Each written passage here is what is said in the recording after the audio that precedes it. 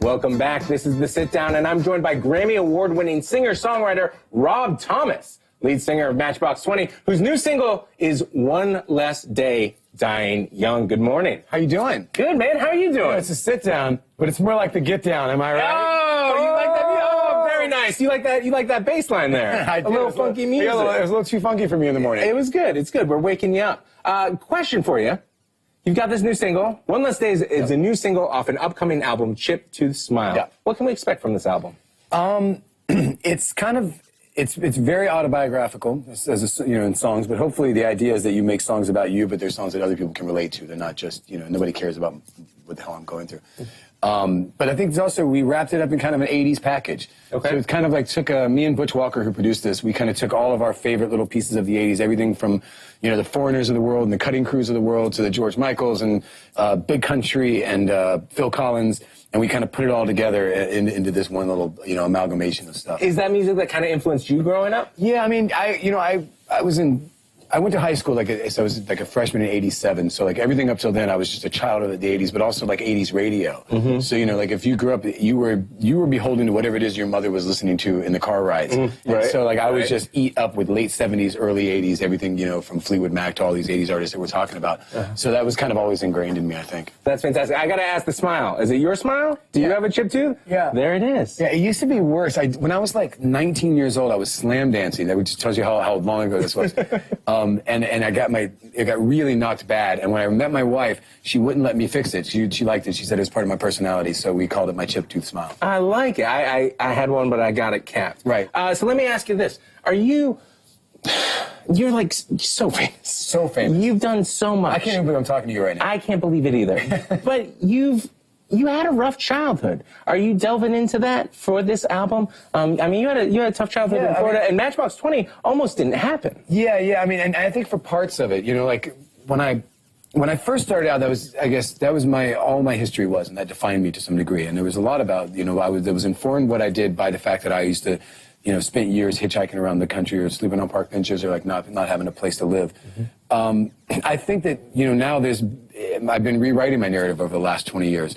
And so like I feel disconnected in so many ways from that because I've been so fortunate and I've got a great family life and I've got a great wife that, that supports me and I've got, my band that's always had my back. And so I feel very far removed from that, other than the fact that I really have a soft spot in my heart for people that are going through it now, mm-hmm. Because it's really good to know that you can come out on the other side in a really big way. Yeah, and you've written so much music that has influenced so many people. I do think, like, without that, I'm not sure that this would have happened. Like, if I had a normal life and I went to Little League and I had, like, really supportive parents and loving, I would probably gone to college and had a really nice job. And I think the fact that I was out experiencing things that people my age didn't get to experience, mm-hmm. being a part of a kind of this underground culture that was happening that people didn't know about, that was going on while everybody else was going to school. Mm-hmm. These were my experiences, and I think because of that, I found my way towards musicians and towards creative people, and then that's how I started writing. And really started believing in yourself. And you made such incredible music that influenced so many people. What songs like people come up to you the most? Like, what do you get sung on at the street? Smooth is the one, right? Smooth is the one. Like if I walk into anywhere in the world and somebody comes up and they go, "I love that song." I know what they're talking about. You're like, it's not 3 a.m. Yeah. You know exactly which one they're talking about. With that one, yeah. So yeah, I mean that was really cool. I mean, at the time we had sold, we finished our first record with Matchbox, and I think we sold like 13 million records. And we thought we were a big deal. Yeah, and then I do this one song with Carlos, who's a legend. Uh-huh. And you get to see really the power of like something that kind of just goes cultural. I guess this was pre-viral, so it was just it just went cultural. It just kind of ate everywhere that I would go. Well, you sure did win with Smooth. Let's just say that. And it has like the second life. Yeah. Right? Like, there's all these memes. What's it like for you to see this song that you did in '99? It's the 20th anniversary of that song this year, to see it kind of have this second life on the internet. I think it's funny because it went from like this genuine, this was a current song and people were listening to it, to it almost, like there was always like this kind of backhanded, like it was like we all got sick of it for a minute. Like I was sick of it, Carlos was sick of it, everybody in the world was just kind of sick of it. And it was kind of funny, Smooth in its own way. As soon as you hear ba-da-da-da-da-da, right? And then I don't know, then like another 10 years goes by. Sorry, I didn't know you were going to hit me with that. Like at some point it became like a character that would be played by Fred Armisen wearing like a frilly kind of, like a matador outfit. It's like, but maracas. I get it. I get it. But then all of a sudden it became like one of those like, oh, you know, it's not a bad song. You know, it's really not a bad song. So I got to watch it, I think, kind of move through that whole thing. I think anytime it's an easy target. I think anytime you get something that's pretty successful, you can't get too upset at how big of a target it is for people to take down, you know? It almost feels like it's part of its life, too. Like, it has to go down so that it can kind of have that resurgence that it obviously has on the internet. Like The Hustle. Right. Yeah. Gotta come back. Well, listen, we wanted to ask you we got a little game for you here. Right. Got a little game for you here. We're going to show you a couple of memes about Smooth. Man, it's a hot one. Oh, no. Or forget about it. Oh, my God. You know what I'm saying? Like, yeah, you ready? Yeah, just hold it up. Wait, I'm going to hold it down because I don't want to give the wrong impression. I appreciate that. And just hold it up and hold Serious stuff. This Rob Thomas parody account that used the lyrics to comment on the weather. Man, it's a hot one. Oh.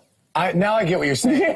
I thought I was going to comment whether I like something or I didn't. No, that's it. Something. No. That's it. That's it. Did you like that? Oh, I love that. Yeah. Hold it up. Oh, the Twitter site where it's like, because apparently I talk about weather quite a bit. They're talking about like it's 3 a.m. and it's raining. Yes. Like there's I thought that was really clever. You like the yes. There it is. Approved. I'm not quick, America. Approved. All right, this next one. This T-shirt someone made that says, "I'd rather be listening to Grammy award-winning 1999 hit Smooth by Santana featuring Rob Thomas of Matchbox 20." That's a hot one too. That's a hot one. That's a hot one. Do you have that T-shirt? I don't, but my this guy Pete, who's the head of A&R for Atlantic Records, has that mug in his office. Good.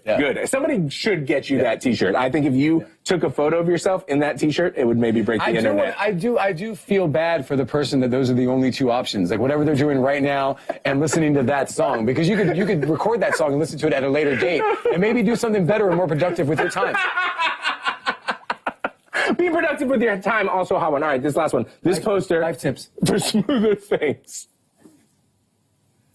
Holy shit, I've never seen that. You've never seen that? Yes. They're all hot ones. They're all hot ones. Rob, man, thank you so much. And again, congrats on the new album. One Less Day, Dying Young. The single is out now. More AM to DM is up next.